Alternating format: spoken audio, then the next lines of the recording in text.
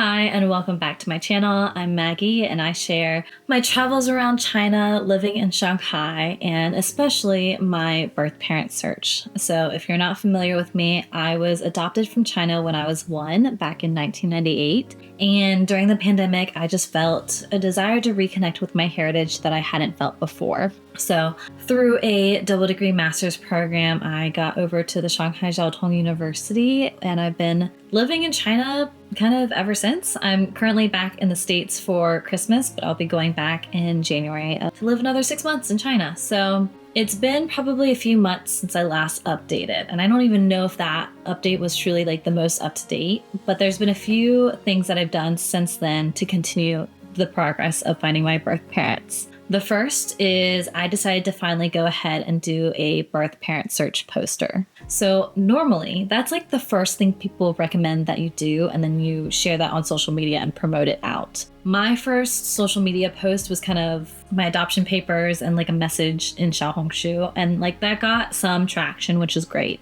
But I had never sat down and done an actual search poster with all of the information. So I was looking at some online, and some of them just felt a little too cluttered. So I wanted to pull from my graphic design background and create a template that really worked for me. And so I went ahead and put all of that information in. And since I had already gone through that process, I went through and created a letter size, an A4 size, vertical, horizontal, postcard size, and whatnot. And so if you're interested in downloading that template, I do have it listed on Etsy. I think it's like $8 because I felt like 8 is a lucky number in China, and there's like several different versions, and there's instructions on how to use it and find information. So if you're interested, I'll have that listed below, but I've not actually done anything with that search poster since. So that was kind of my biggest hurdle with creating it, and not understanding where I needed to go in person to actually list it, because I'd need to go fly to Nanning again and like put it up in public spaces. But I did translate that information into a Xiaohongshu post, which I'll get to in a second. But at least that small step of doing the search poster felt like I was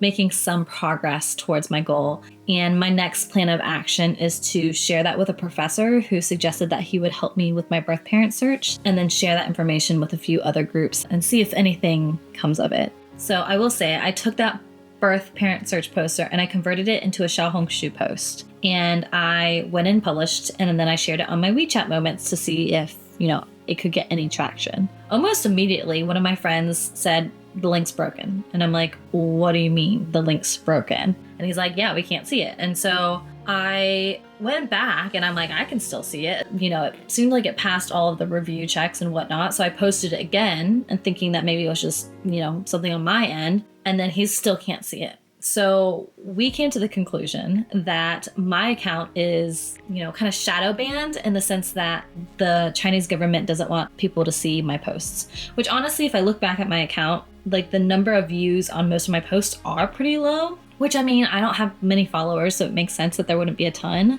But at the same time, my first birth parent search post had at least like 1,000 views. So that is something to keep in mind, that I feel like if you're going to post on Xiaohongshu, make sure that that first effort is as comprehensive as it can be, in case you run into the same issue, because the adoption process and the one-child policy is still a very touchy subject in China, and you don't want to be in the same situation I am, where your account's kind of like shadow banned. So what I'm going to do going forward is I'm going to share my post with a few other accounts that can post on my behalf and see if they're able to get that message out. I'm still going to post just the one pager with my information to a handful of different groups and see if they can share it as widely as they can. And then I'm going to, I think, reformat the information on my post, because I don't know if maybe it's a few keywords that are triggering, or if it was my caption that was triggering, but it is one issue that I ran into, which is, interesting. So that is the search poster. The second thing that I had done is take a 23 Mofang DNA kit in China. So before that, I had done a 23andMe and uploaded my raw data into 23 Mofang for about $42. Didn't get any hits, had some information, but I was just curious as to the differences between taking the native kit and uploading your DNA. And I had seen on the Nanchang Project website that they recommend that you do the native kit, but I just remember at the time when I was taking the 23andMe, there was not a huge possibility of me going to China, or it wasn't positive, or it was several years out. And so it was at least like, let's do this part. And for whatever reason, maybe it was the 11/11 sale or whatnot, but I was like, let's just go ahead and bite the bullet. If anything, it is something that I can share with others to see if it's worth doing. So I went through that process and I finally got my results in December. And so there is a differentiation between even just my ethnic makeup between the 23andMe upload and the 23 It's not huge, like a significant difference, but there are some percentages that are like 10% different, and my second and third ethnicities have switched and whatnot. So the level of accuracy, I would imagine, is much better with it being a raw, data from the kit versus like taking someone else's kit and uploading it. And also there's a noticeable difference with the amount of people that are related to me. So I can't remember the exact numbers on top of mind, but there was like 150 on the 23andMe upload and like 460 with the actual native kit. So I think based on this information that they definitely clearly have a broader spectrum of data that they'll compare your results to if you get the native test. So for anyone who is considering coming to China or, wanting to upload their data, I would recommend just holding off on uploading your 23andMe results to 23 and take a native kit when you're in China, because you can't get a 23 kit outside of China because they're so picky about any kind of human DNA coming in through the borders. So you have to take it in China. I'd like to note, depending on, your age or your child's age, if you're watching about that, is I think honestly what prompted me to want to do the 23 test was my typical, let's go check 23andMe family tree GED match and see if there's been any updates in terms of family, whatever. And it's, I don't know, sometimes when you go and see your results and there's not been any progress, it is a little disappointing. And I think that's kind of what triggered my desire to try this new kit. And I am going ahead and moving forward and doing the ancestry kit as well. So I was like, that's the one that you can't actually upload your DNA to. You have to take their kit. And it was $29 for Black Friday. So I was like, let's just do it. But especially if you are younger or you have a child who's younger, I'd help guide them through it, because it is, there's definitely highs and lows with this journey. Next year, I'm turning 30 and I'm probably leaving China at the end of June or early July once my MIB program finishes. And there's just something in my intuition, in my gut, that is getting this feeling that it's time to let go, because it really feels like it's a natural time to close this chapter. So let's take the next 6 months and do as much as you can to try to find your birth parents. But after that, let it just be passive in the background of, if there's,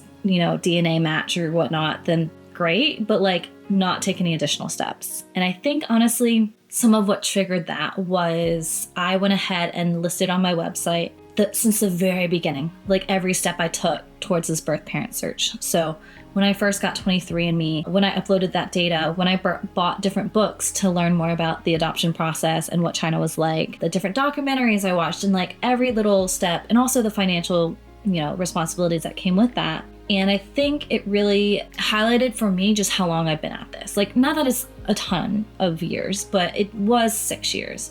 And I honestly wouldn't want to go back and do the math of how much I've spent towards this. But for me, I think it's starting to get to a point where I'm making strides towards a goal that I no longer have. There was a certain level of curiosity about, wanting to understand some of the reasoning behind letting a child go.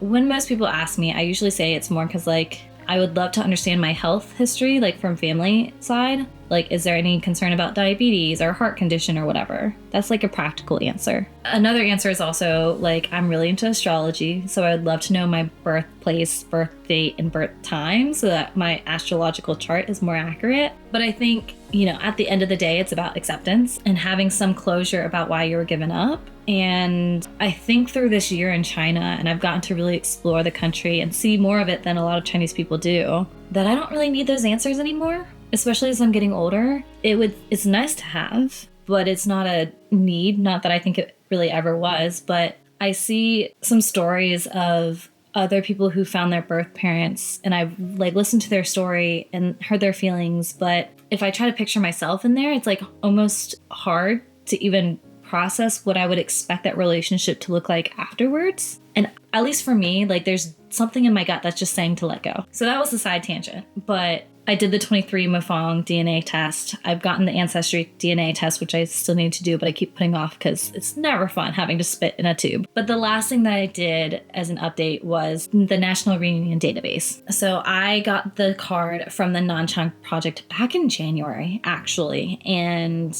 I just kept putting off doing it because I needed the little stab pricks, whatever the thing is, the lancets to be able to prick your finger. And then I didn't want to just buy... Like, I didn't want to buy a box of it because that's a waste of money and like waste of resources. And, you know, then I was like, okay, well, maybe I'll just use a safety pin, but then that'd hurt. And it's just like, I had a lot of excuses essentially why I didn't want to do it. When I left China in June to go home, I left it in a suitcase with a lot of other things that if I came back to China, great. But if I didn't, I told my friend that she could just toss. And a lot of adoptees have been able to find their birth parents through this program. So I don't know what the hesitation was for me. Besides, like, I know something about finger pricks just hurt so badly.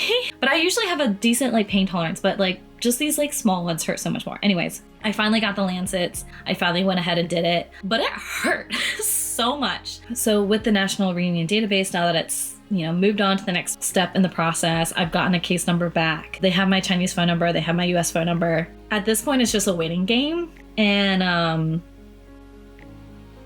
don't know. I'm not someone who likes waiting. And yeah,